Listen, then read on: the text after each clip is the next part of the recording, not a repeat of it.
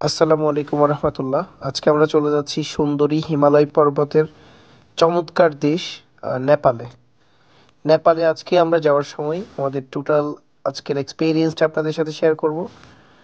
নেপালে যাওয়ার সময় এমিগ্রেশন থেকে শুরু করে টোটাল প্রসেসিং নিয়ে আপনাদের সাথে আজকে আমি কথা বলবো। প্রথমত হচ্ছে আপনার একটা সুন্দর ট্যুর প্ল্যান করতে হবে। আপনি কতদিন থাকতে চান, কোন কোন জায়গায় যেতে চান, এই বিষয়টা নিয়ে আমার পরবর্তী ভিডিওতে আসবে। কিন্তু ফার্স্ট টাইম হচ্ছে আমরা কিভাবে কোন কোন কাগজপত্র দিয়ে আমরা এবং কত সহজে আমরা ইমিগ্রেশন পার করে আমরা সরাসরি আমরা নেপালে যেতে পারবো, এই বিষয়টা নিয়েই আমরা কথা বলি। প্রথমত হচ্ছে আপনি নেপালে যেতে কোনো প্রকার ভিসা লাগবে না। বাংলাদেশিদের জন্য নেপালের ভিসা হচ্ছে অনারেবল ভিসা। প্রথম আপনি যাওয়ার সময় ফার্স্টে আপনাকে যে কাজটা করতে হবে সেটা হচ্ছে আপনার পাসপোর্ট থাকতে হবে।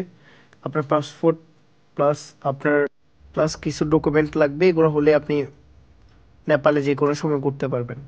ফার্স্টেই আপনাকে শাহজালাল আন্তর্জাতিক বিমানবন্দরে চলে যেতে হবে। টিকিট কনফার্ম করতে হবে যে আপনি যে টিকিট নিয়েছেন ওই টিকিট কনফার্ম করতে হবে। আমরা 1 মাস আগে টিকিট কেটে রেখেছি। আপনারা চাইলে আরও আগেই টিকিট কাটতে পারেন। আহ, আমাদের টিকিট পড়েছে 34,000 টাকা, আসা এবং যাওয়া। আপনারা আপনাদের মতো করে কেটে নিতে পারেন। টিকিট দেখিয়ে আপনার সিট কনফার্ম করবেন। দেন এরপর হচ্ছে ইমিগ্রেশনে এখানে আসলে দু একটা প্রবলেম হবে, সেটা হচ্ছে আপনি যদি স্টুডেন্ট হয়ে থাকেন তাহলে স্টুডেন্ট হওয়ার কারণে আপনাকে স্টুডেন্ট কার্ড থাকতে হবে, আপনার কাছে ছবি থাকতে হবে, পাসপোর্ট থাকতে হবে। এই 3টা জিনিস খুব দরকার যদি আপনি স্টুডেন্ট হয়ে থাকেন এবং ট্রাভেলিংয়ের জন্য যান। যদি আপনি জব হোল্ডার হন তাহলে আপনি কোন কোম্পানিতে জব করেন ওইখান থেকে ওই কোম্পানির অ্যাপ্রুভাল ব্যাপারটা লাগবে। এগুলো হচ্ছে ডকুমেন্ট। এর বাইরে তেমন কিছু জিজ্ঞেস করে না। জাস্ট আপনাকে জিজ্ঞেস করবো আপনি কেন যাচ্ছেন, কয়দিনের জন্য যাচ্ছেন, এগুলো জিজ্ঞেস করে আপনাকে কিন্তু দেখা যাচ্ছে ইমিগ্রেশন শেষ হয়ে যাবে।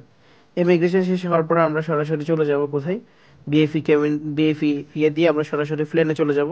প্লেনে উঠবো এবং দেখা যাচ্ছে প্লেনে ওঠার আগে আর কোনো হ্যাসাল নাই। জাস্ট প্লেনে ওঠার আগে আপনি সিরিয়াল ধরে আপনি দেখা যাচ্ছে এখানে একটা লবি আছে, এখানে বসবেন এবং আপনাকে কিন্তু বাসে করে দেখা যাচ্ছে সরাসরি আপনাকে প্লেনে নিয়ে যাবে। এখানে ইমিগ্রেশনের একটা কথা আছে, এর আগে যদি আপনি অন্য কোনো দেশে ঘুরে থাকেন এক্ষেত্রে দেখা যাচ্ছে অনেকটাই সহজ হয়ে যায়। আর না হয় দুই একটা প্রশ্ন আপনাকে করবে, আপনাকে টাকা দিয়েছে কে, আপনার পরিবার কি করে, আপনি কোন কলেজে পড়েন, এগুলোই জিজ্ঞেস করবে, এর চাইতে বেশি কিছু জিজ্ঞেস করবে না। তাহলে ইমিগ্রেশন শেষে আমরা সোজা চলে আসলাম প্লেনে এবং দেখা যাচ্ছে প্লেনে উঠে আমরা প্লেনে উঠতেছি, প্লেনে ওঠার জন্য আমি অপেক্ষা করতেছি। প্লেনে উঠলাম। এর আগে অনেকবার প্লেন কাছ থেকে দেখা হয়েছে, কিন্তু এই ফার্স্ট টাইম আমি প্লেনে উঠলাম এবং প্লেনে ওঠার এক্সপেরিয়েন্স খুবই চমৎকার ছিল। সো প্লেনে উঠেই দেখা যাচ্ছে দেখতেছি যে প্লেনের ভিতরে একরকম আর বাহিরে আরেকটা ওয়েদার।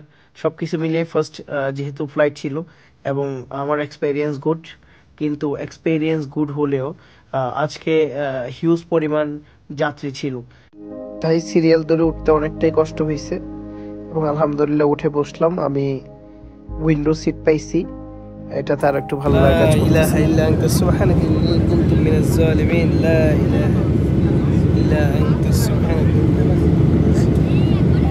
لا إله إلا أنت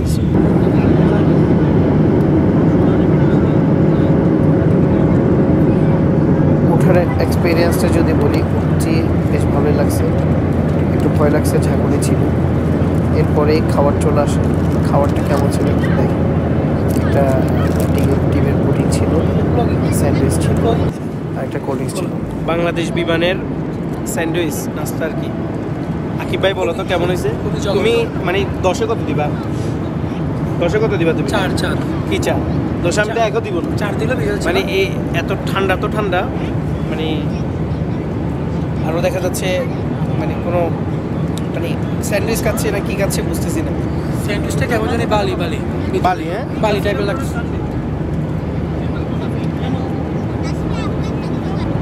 সাথে এটা কি ফুডিং না? সুইট টাইপসের খাওয়া হয় না। ওটা এখনো খাওয়া হয় নাই, ওটা খেয়ে দেখি ওটার টেস্ট কেমন। আকিব ভাই এটা কেমন লাগতেছে? এটা আপলোতন টাইপের, হ্যাঁ মোটামুটি তেমন একটা ভালো না। ভালো না না? কতগুলো আপলোতন মিষ্টি আছে না হ্যাঁ। ফুলকলিতে পাওয়া যায় ওইরকম টাইপসের। তারপরে তো ছাড়তেছ না, ফোনটাও তো খেয়ে দিচ্ছ। 34,500 টাকা দিয়ে টিকিট করছি। কত? 34,500 টাকা। 34,500 টাকা দিয়ে টিকিট কাটি, সেজন্য এটা খাচ্ছ? টাকা পয়সা ওষুধ করতেছ? খাচ্ছ তুমি? প্যাকেটগুলো ঘরে নিয়ে গেলেও তো টাকা ওষুধ হবে না। হ্যাঁ, প্যাকেটগুলো ঘরে নিয়ে গেলেও তো টাকা ওষুধ হবে না। প্যাকেট নিয়ে গেলেও টাকা ওষুধ হবে না বলতেছে। ফরহাদ, খাবার কেমন?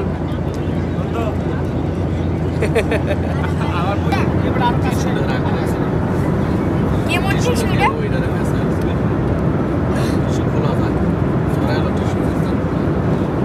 সরা লং লাগতো। আলহামদুলিল্লাহ আমরা 1.5 ঘন্টার ফ্লাইট শেষ করে আমরা সোজা চলে আসলাম কাঠমান্ডু এয়ারপোর্টে। এবং ঢুকেই আপনাদেরকে একটা ইনফরমেশন দিই। প্রথমত হচ্ছে ঢুকেই আমরা সরাসরি চলে গেলাম এই গেটটা দিয়ে, চলে গেলাম পাসপোর্ট স্ক্যান করার জন্য। দেখেন পাসপোর্ট স্ক্যানিং প্রসেসিং চলতেছে এখানে। আমরা নেপাল কাঠমান্ডুতে প্রথম নামার পর প্রথম যে কাজটা করতে হবে সেটা হচ্ছে প্লেন থেকে নামার পরপরই আপনাদেরকে বাসে করে নিয়ে আসবে ইমিগ্রেশনের আগে। ফার্স্টে অনারেবল ভিসার জন্য এই জায়গাগুলোতে আপনাদেরকে প্রথম পাসপোর্ট দিয়ে স্ক্যান করতে হবে। স্ক্যান করার পরে তারপর আপনারা ইমিগ্রেশনে যাবেন। সো বাকি প্রসেসটা, ইমিগ্রেশনের প্রসেসটা আমি আপনাদেরকে সহজেই দেখে দিচ্ছি। এরপর হচ্ছে আমরা ইমিগ্রেশনের জন্য যাচ্ছি স্ক্যান করার পর।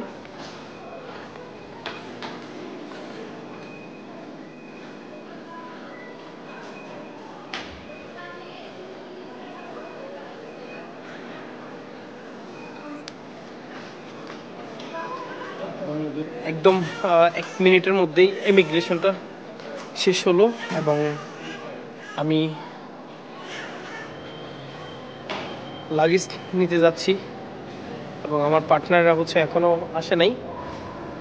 সো আমি আপনাদেরকে একটু দেখাই, এখানে ইন্টেরিয়রগুলো খুব সুন্দর এবং আপনাদেরকে এই বিষয়টা একটু শেয়ার করি।